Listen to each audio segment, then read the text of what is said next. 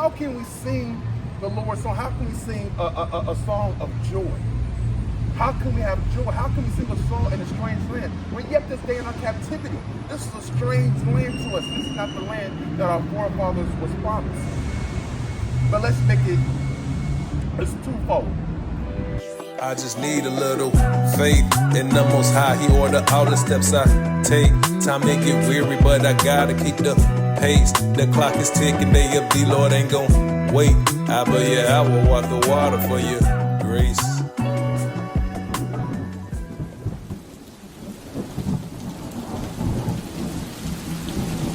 Hey, shalom, shalom, shalom, yasha Allah.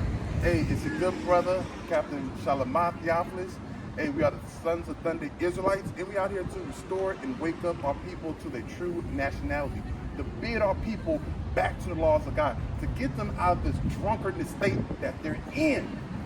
But first, we want to give all praises to the Most High God, and we do so in His Son, Yahweh Shai, who the world equally calls Jesus Christ. There's a lot of stuff going on in Israel. As time progresses, we get a little discouraged in this thing. We get a little discouraged in this thing, and one thing about it is it's hard out here. It's hard out here, especially for us in this truth, because sometimes that's when temptation wants to crawl back in and just want to take over. Now, this is what I do all the time. I have you start off with a precept. When I get to talking, I want something else. But I want you to hold that though, and I want you to give me Psalms. Let me see. Psalms on a strange land. Give me Psalms 137. Psalms 137. Because how can we have joy in sorrow? How can we have gladness when there's nothing but hate and despair all around? Life is thrown at you. Friends and family turn their back against you. Even in this truth. Job loss, going to court cases because of mistakes that we made, or mistakes we haven't made. But the Most High God is proving us. The Most High God is trying us through the fire. Right? He's trying us through the fire. We got to make sure that our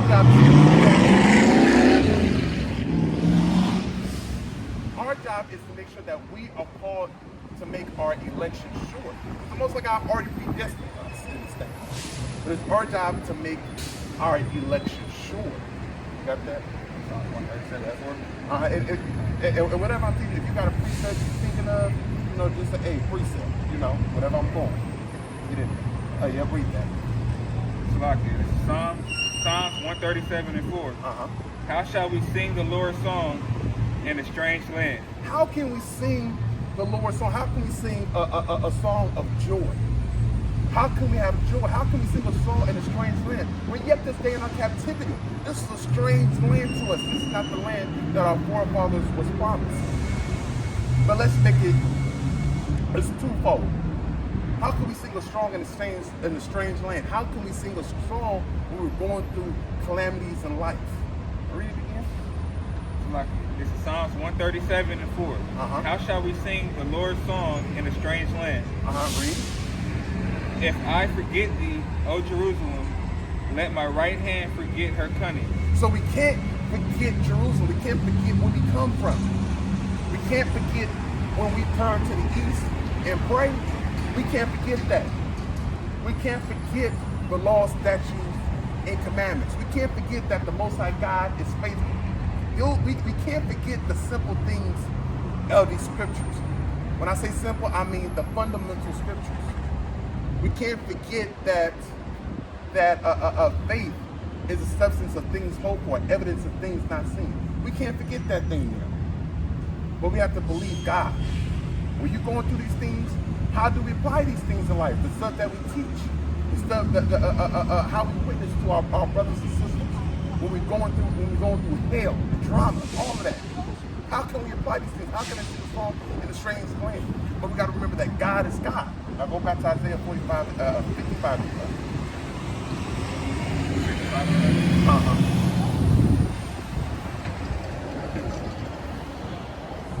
We have to know that God is always working. You have to know that the Most High God, He's the one in the creator of all things. He's the one that directs our steps. Okay, see, then they want to prove and take the time. That'd be the thing about it. Okay, go ahead, bring that out. Lucky, this is Isaiah 55 and 11. So shall my word be that goes forth out of my mouth. Right there. So shall my word go forth out of my mouth. This is the prophet Isaiah, but this is the Most High God speaking. Read. It shall not return unto me void. It shall not return unto me void. It shall not return unto the Most High God void. So when He speaks, it's going to happen. When He promised some things to us, it's going to happen. But we have to be what? We have to be faithful unto Him. We have to continue to follow His word. Finish that out. But it shall accomplish that which I please. Go ahead. And it shall prosper in the thing whereto I sent it. It's going to accomplish everything that he said it's going to do. It's going to accomplish and it's going to prosper. It's going to come to pass wherever He sends it. Right? Now go to Jeremiah 1 and 12. Because the Most High God is always working.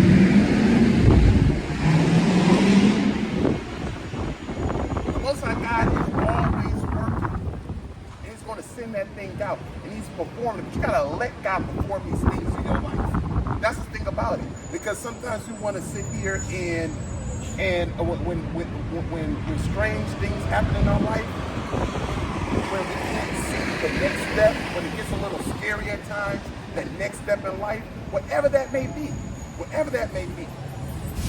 even in your relationships, friendships, marriages, whatever the case is, and it gets a little gloomy, and you want to sit here and put your own pieces together because you lacking faith. That's what it is. You lacking that faith. But I understand it though. This past couple of weeks, I've been talking to brothers and even myself. It's been hard. It's been challenging. We've been experiencing some things. It's been a spiritual attack. Because brothers and sisters, they've been going through this past couple of weeks or so. They've been going through things that they never experienced before in this truth. So I understand that thing. You trying to lack of better words, you want to direct your own way, your own steps.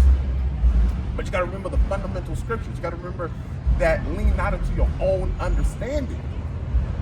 That's what you got to remember. Read that. Jeremiah 1 and 12. Right? All right, Salaki. This is Jeremiah 1 and 12.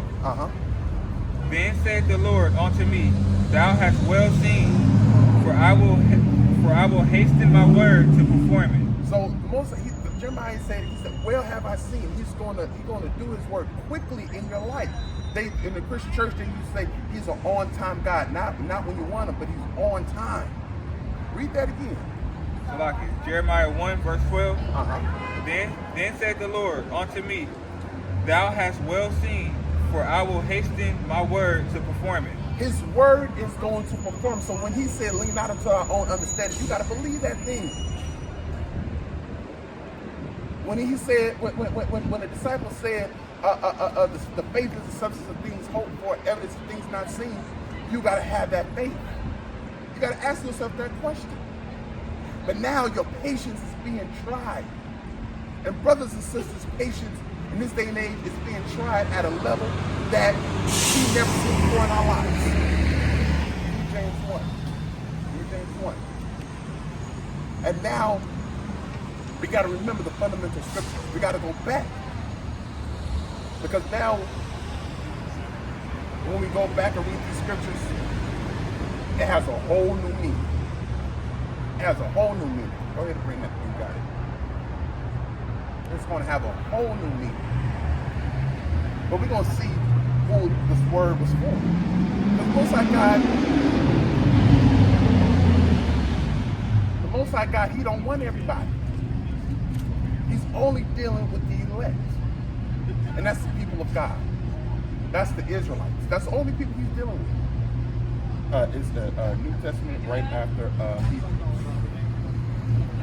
That's all who he's dealing with. You don't want nobody else. All he wants is the people that's going to serve, obey, and listen and follow his commandments.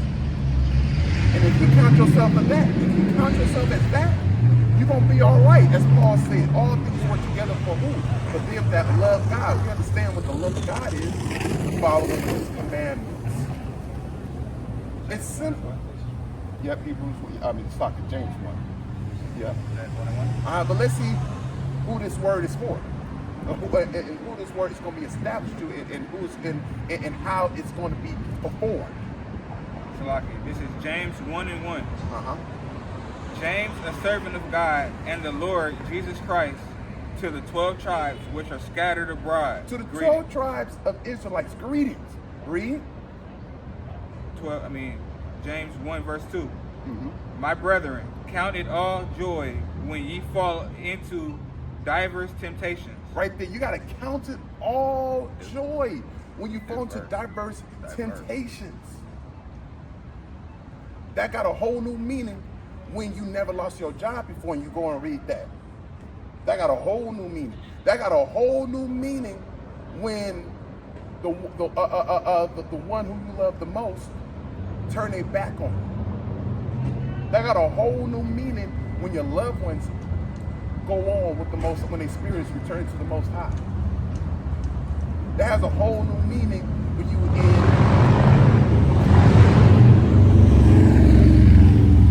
you're in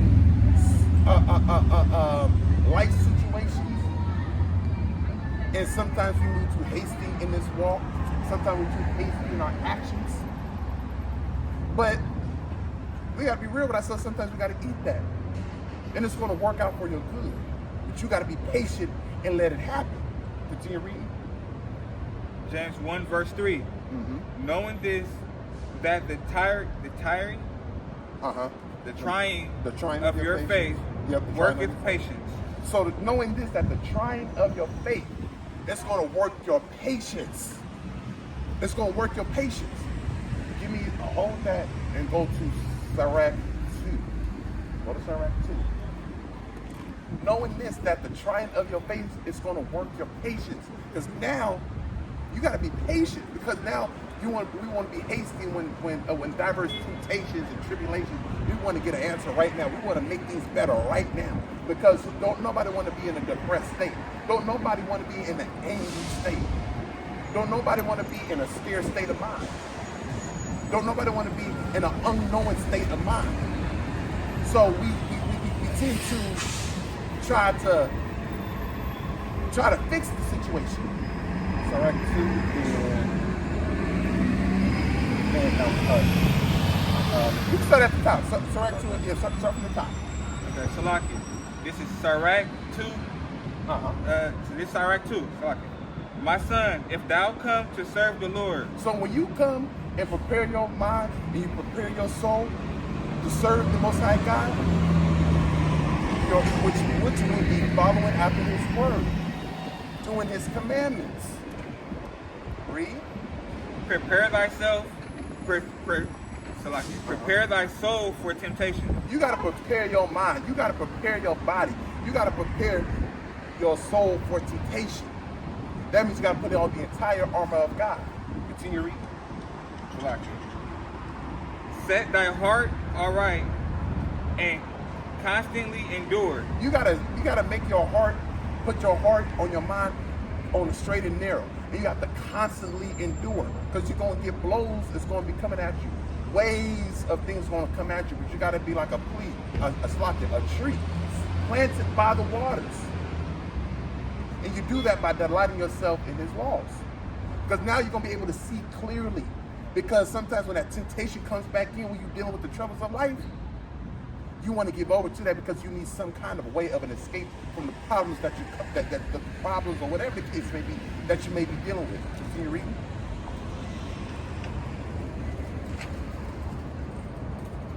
Salaki. And make not haste in time of trouble. That's the point. You go back to James 1. start at 3. Make not haste in the times of trouble. We tend to forget that thing. Sirach said, make not haste in the times of trouble. Read verse 2 again. James 2? No, 3. Start at 3. James 3. Okay, Salaki, this is James 1 and 3. Knowing this, that the trying of your faith worketh patience. So knowing this, the trying of your faith is going to work your patience. But Sirach told you, don't be hasty in a time of troubles. When diverse tribulations, that's trouble. That means you got to stand still and know that God is God. That he's going to work things out. You got to know. You got to remember, all things are working for good of them that love God. Continue reading. Like James 1 verse 4. But let patience have her perfect work. Let patience have its perfect works. So when you standing still and knowing that God is God, and knowing that the Most High God is performing his word in your life, knowing that nothing is going to return into him void. Let's read some things that's not going to return into him void. Because none of these things in the book is going to fail. None of these things in the book is going to fail. Go to Romans 8 and 28. That's all. None of these things is going to fail. But it's our job to believe it. It's our job to apply it. These are the things that we got to remember. These are the things that we got to remember. If we stay in the love of God, if we keep in his commandments, it's a difference, and it's a thin line. It's a difference between being tempted to go back into the world and wanting to go back into the world. It's a difference between that, but we're going to break that down.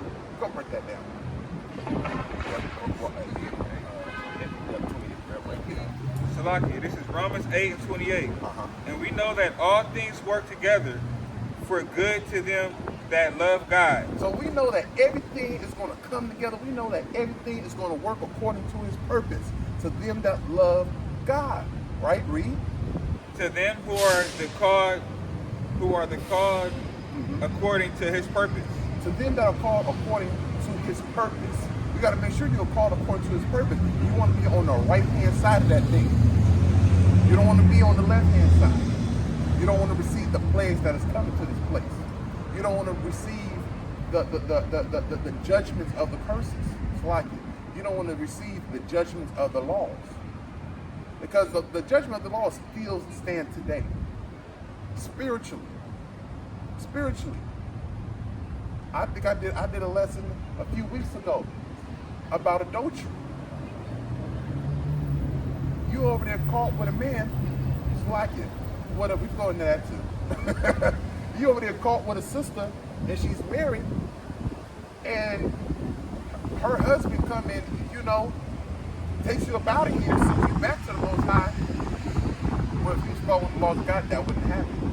And what's the judgment for breaking for committing adultery? Death. Same thing with sodomy. Strange diseases, death. Right? Read. What I got you on? 28. 29. I didn't call nothing. Okay, come on. 29. This is Romans 8 and 29. For whom he did foreknow, he also did predestine. Yep. So who the Most High God foreknow, he did predestine. The Most High God already knew you before you was even born in the womb. And he knew that, okay, this is going to be my servant. Look at Jonah. And Jonah was the only one that was the Most High God wanted Jonah because he was the one that could speak to them people. That's why we can't be too hasty to put our plow down. That's why we can't be too hasty. Well, I'm just a soldier. Or I'm just this. I'm just that. I'm just a bystander. No, everyone is a part of the body of God. We are all members in the body of Christ. And we all have some kind of plight that we gotta do. That we're going to deal with. We all got some hand in this. And the thing about it is to bring up others. Because we're not out of this thing yet. We still got to lift up and build our people. Christ said we got to be the light into the world. So it doesn't matter. It doesn't matter. Thank you for watching. If you wish to donate, you can use Zelle or PayPal. We're the Sons of Thunder.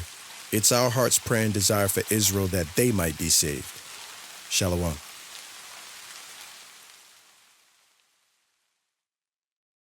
When you brought to a lower state, you must learn to be patient. You come to serve the Lord, prepare your soul for temptation. Who trusted Yah and was misled in our past generations? No one forsaken, you mistaken if you ain't obeying. No lying on no tale bearing. Get thee behind me, Satan. That's my brother, no bloodshed. Get thee behind me, Satan. No idolatry, no